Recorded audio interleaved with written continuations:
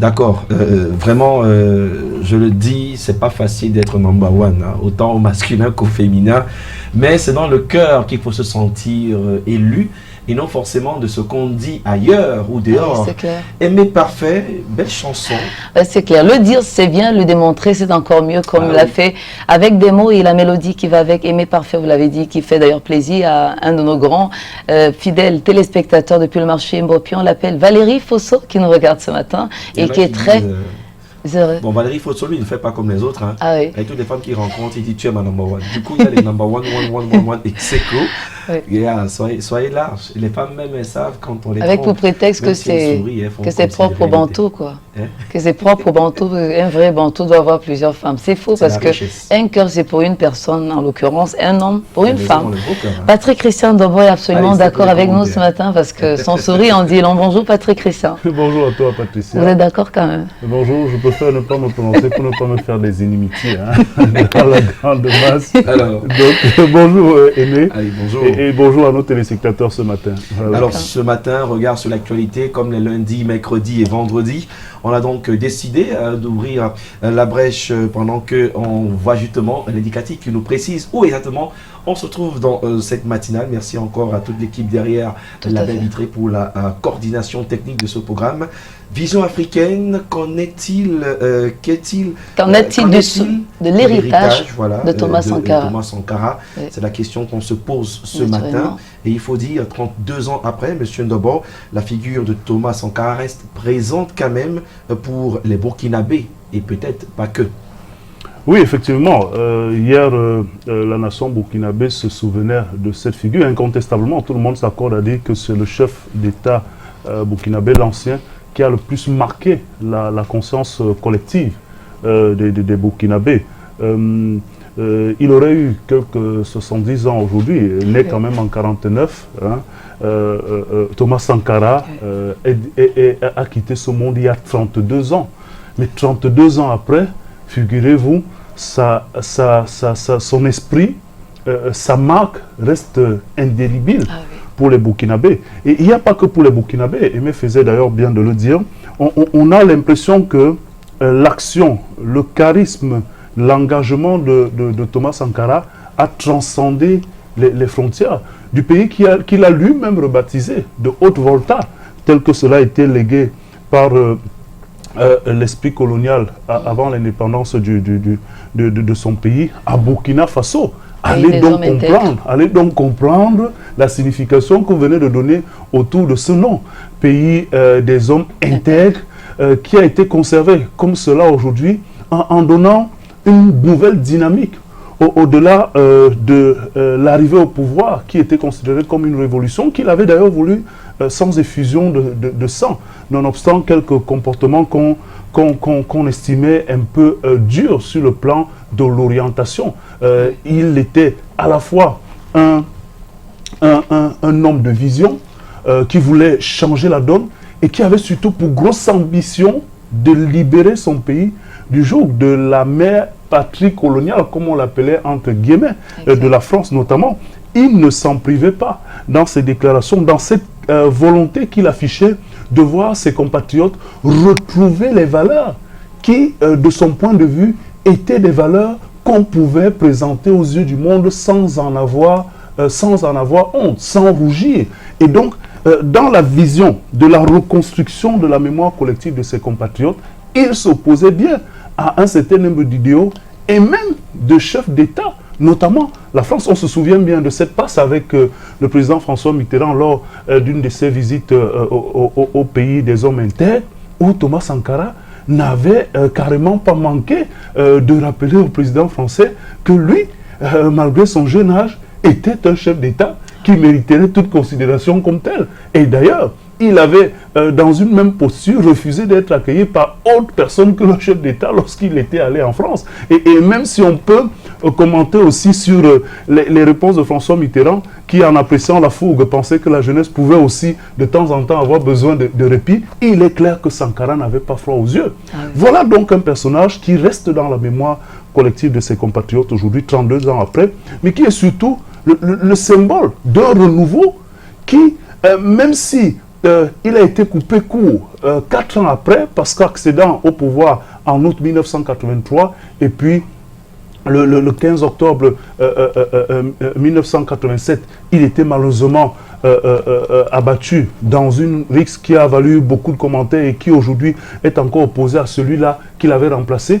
On peut surtout dire que Thomas Sankara a été victime de ce genre de conspiration qui entoure souvent des esprits, qu'on peut dire sans crainte aujourd'hui, éclairés, des esprits peut-être avant-gardistes sur son temps, et qui malheureusement sont souvent abattus en plein vol, pas par des mains extérieures, pas des conspirations qui peuvent venir de l'extérieur, mais qui se servent justement de la proximité de cela. Et malheureusement, Thomas Sankara est cet exemple-là de quelqu'un qui, fort de son engagement, a changé la donne dans son pays et aujourd'hui encore est un des artisans qui permet qu'on puisse qualifier les Burkinabés aujourd'hui d'hommes intègres. Ah oui. D'abord, dans leur manière de faire, même sur le plan vestimentaire, où il avait exigé aux fonctionnaires de s'habiller en tenue, peut-être pas traditionnelle, mais en tissu, issu de la production qui était présente bien au Burkina. Et c'était le cas dans tout ce qu'il envisageait de faire. Et on a donc vu que Thomas Sankara,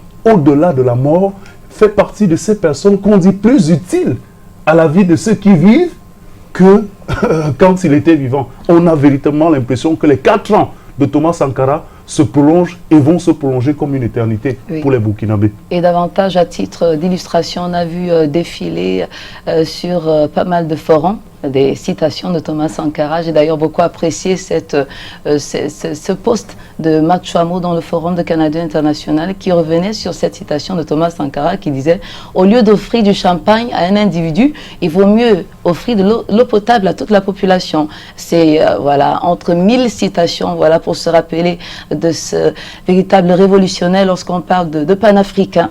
Alors Thomas Sankara, son souvenir pour l'Afrique, l'Afrique a-t-elle tiré profit de l'héritage de Thomas Sankara? Est-ce qu'on peut le dire? Voilà, peut-être une question qu'il faut se poser aujourd'hui. Celui-là qui avait certes une vision pour ses compatriotes du Burkina Faso, et nous le disions tantôt, a largement dépassé le cas du Burkinabé. Dans une posture panafricaine, Thomas Sankara est quand même une des figures qui aujourd'hui est présentée sur le continent africain, notamment en Afrique subsaharienne et bien d'autres pays qui ont, vécu l'expérience de la colonisation comme étant un des avant-gardistes, ou bien parmi ceux-là qui ont véritablement impacté la notion d'engagement pour la liberté en Afrique. Vous parlez d'ailleurs de citations, il y en a tellement de Thomas Sankara, et je vais peut-être vous en donner une, qu'il avait justement prononcée le 23 janvier, qu'il avait prononcée devant l'Union, l'OUA à l'époque, aujourd'hui Union africaine, lorsque Thomas Sankara s'adressant devant ses pairs, parlait de cette capacité de l'Afrique à se prendre en main. Et voilà ce qu'il disait. Ni le Coran, ni la Bible n'ont jamais pu réconcilier le riche et le pauvre. L'esclave qui n'est pas capable d'assumer sa révolte ne mérite pas que l'on s'apitoie sur son sort. Cet esclave répondra seul de son malheur s'il se fait des illusions sur la condescendance suspecte d'un maître qui prétend la franchir. Wow. Sankara qui invite donc les Africains. Et ça, il le disait pour les Africains.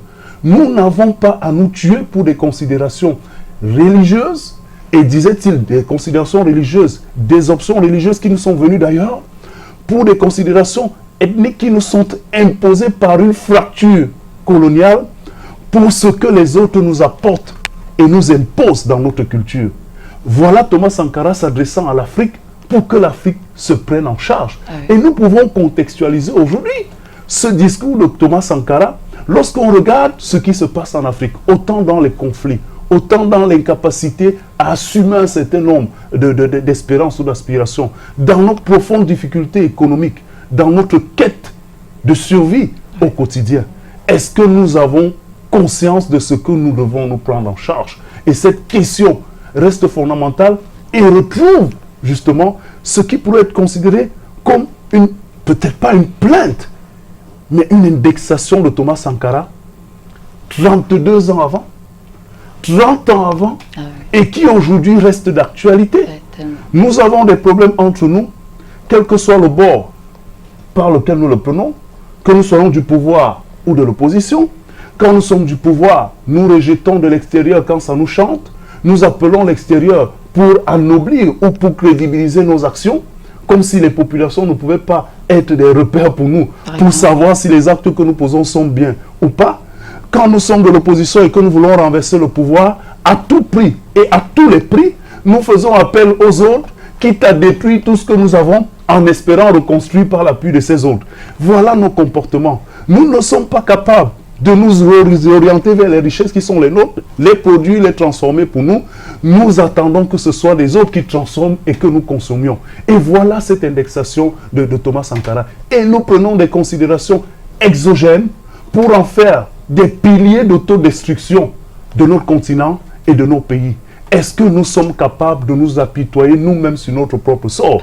Avons-nous la capacité, dès cette prise de conscience, de nous dire que nous sommes les premiers et peut-être même les plus grands maîtres en dehors de celui qui nous a créés de notre quotidien et de notre existence?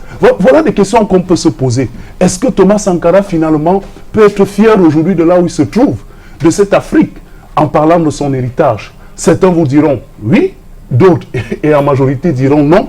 Lorsqu'on regarde les développements qui sont faits aujourd'hui, de la gestion, non seulement de notre politique sociale, de notre politique managériale, on a véritablement l'impression que l'Afrique doit se retourner 30 ans avant, regarder ce que Thomas Sankara nous a offert pour envisager éventuellement un changement. Et on ne le dira jamais assez, ensemble, on est plus fort. Et pour revenir à ce poste, parce que voilà, c'est le poste que a posté Marc, permettez la tautologie, Max Famo sur, enfin, je vais le dire de manière un peu plus précise, il faut choisir entre le champagne pour quelques-uns et l'eau potable pour tous. Donc c'est une citation de Thomas Sankara. Et dans la lignée de ce choix de champagne, c'est encore Thomas Sankara qui disait l'aliénation culturelle est la chose la plus facile aujourd'hui. C'est la nouvelle forme de colonisation. Il est plus facile de vous indiquer aujourd'hui que le champagne est plus utile pour vous qu'un bon vin de palme, et de vous faire comprendre que vous ne pouvez plus vous passer de ce champagne, et donc de vous rendre plus dépendant que par le passé. Voilà. Allez, merci encore à M. Ndobopati Christian pour le regard sur l'actualité ce matin. Quand on parle de Thomas Sankara, il y a un très grand artiste camerounais qui fait dans du rap, Boudor, qui a même dédié une chanson d'un de ses albums à ce monsieur, à cette mémoire africaine qui vit encore dans nos cœurs, et c'était bien justement de lui réserver ce regard. On va rappeler à nos téléspectateurs que Madeko va être la transition facile, mais pour monsieur Patrick Christian Ndombo, Marguerite, Margot, Magali, vous en connaissez au moins une? C'est le patron du jour. L'un des prénoms en tout cas. Oui, Marguerite, Margot, Magali. Je préfère leur souhaiter simplement bonne fête. D'accord. Voilà. Allez, Madeko va nous donner l'astuce sur comment fabriquer comment plier une serviette de table sous forme d'étoile. Je crois qu'elle est passée maîtresse. Une étoile avec une serviette de table. Ah, c'est clair. En tout cas, ça fera plaisir à toutes les dames qui nous regardent et forcément. Elle est donc passée maîtresse dans l'art Samira Téné pour ce qui est justement de la transformation de notre intérieur à partir de toutes petites choses, elle qui ne se porte pas très bien. On le souhaite d'ailleurs prendre rétablissement, mais avant, regardons, c'est très beau.